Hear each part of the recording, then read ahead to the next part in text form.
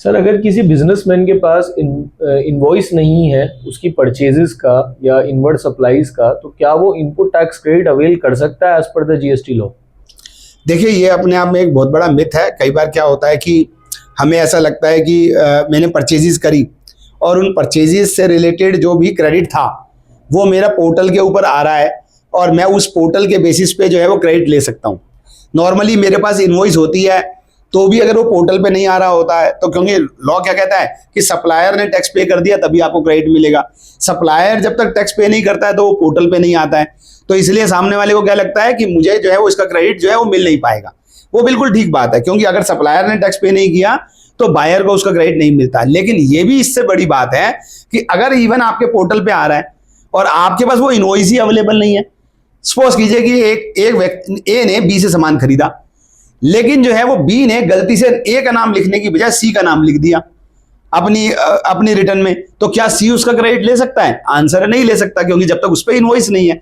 तो इसलिए पोर्टल पे आना जहां पर एक बहुत बड़ी कंडीशन है, दूसरी बड़ी कंडीशन है कि आपके पास एक वैलिड डॉक्यूमेंट होना चाहिए जिसके बेस पे आप क्रेडिट जो है वो लेना चाहते हैं। तो वैलिड डॉक्यूमेंट क्या हो सकता है? इनवॉइस भी हो सकती है, डेबिट नोट भी हो सकता है।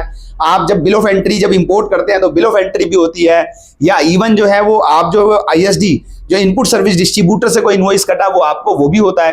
तो सेक्शन 16 मुझे बोलता है कि आपके पास इन चारों में से एक डॉक्यूमेंट होना चाहिए, और ना केवल वो होना चाहिए बल्कि वो एक वैलिड डॉक्यूमेंट भी होना चाहिए। वैलिड डॉक्यूमेंट का मतलब क्या है? वैलिड इनवॉइस का मतलब क्या है?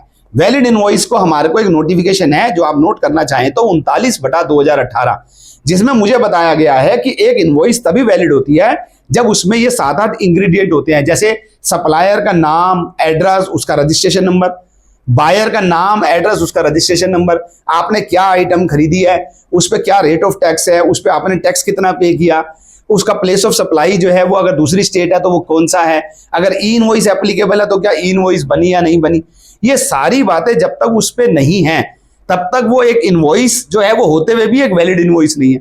तो आपके क्वेश्चन को मैं थोड़ा आगे बढ़ के बताना चाहूंगा कि ना केवल इनवॉइस होनी चाहिए बल्कि आपके पास एक वैलिड इनवॉइस होनी चाहिए, तभी आपको उसका क्रेडिट मिलता है। तो आप ये ना सोचें कि आपने जो है वो सपोज कीजिए एक प्रिंटर खरीदा और प्रिंटर जो है वो आपने खरीदा 5,000 रुपए का, उसके ऊपर 18% के हिसाब से 900 रुपए टैक्स दिया कि आपको 900 रुपए का क्रेडिट मिल जाएगा। नहीं, अगर आपके पास एक ओरिजिनल वैलिड इनवॉइस अवेलेबल नहीं है तो आपको उसका क्रेडिट नहीं मिलता है। तो इसलिए बड़ा इंपॉर्टेंट है कि हमारे पास उस तरह के रिकॉर्ड मेंटेन हो जहां पर हम ये दिखा सके कि मेरे पास एक वैलिड इनवॉइस भी अवेलेबल है और सप्लायर ने जिससे मैंने सामान खरीदा उसने भी उसका टैक्स जो है वो गवर्नमेंट को पे कर दिया, तभी आप जो है ये दोनों कंडीशंस पूरी करके आपको क्रेडिट मिलता है। So apart from the invoice condition, there are other conditions also under the GST law, जिसको मेरे को फुलफिल करना पड़ेगा तभी मुझे क्रेडिट। यस, करीबन 10 ऐसी कंडीशंस होती हैं, मैं आपको कभी बताऊंगा, जहां पर मुझे 10 कंडीशन जब तक मैं पूरी नहीं करता मुझे उसका आईटीसी का जो बेनिफिट है, जो परचेज टैक्स का जो बेनिफिट है, वो मुझे तब तक जो है वो अवेलेबल